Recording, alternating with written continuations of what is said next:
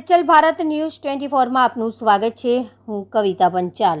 સુરત જિલ્લામાં અંબિકા તાલુકાના ભોરિયા ગામે ગમખ્વાર અકસ્માત સર્જાયો। અકસ્માતમાં એક પરિવારના 3 સદસ્યો મૃત્યુ પામ્યા હતા। સાંબા ગામના રહેવાસીના આજરોજ એકી સાથે 3 નનામી ઉઠતા આખું ગામ અશ્રુમાં ડૂબેલું જોવા મળ્યું હતું। માતા પિતા અને દાદીનું શરીર પંચતત્વોમાં વિલીન થયું। અશ્રુભીની આંખે ગામવાસીઓએ વિદાય આપી।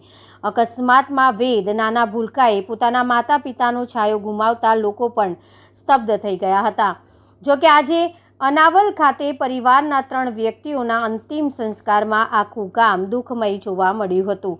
યમદૂત સમાન અર્ટિગા ગાડીના ચાલકે નશામાં ધૂત થઈ પૂરપાટ ઝડપે હંકારી સાંબા ગામને માતમમાં ફેરવ્યું।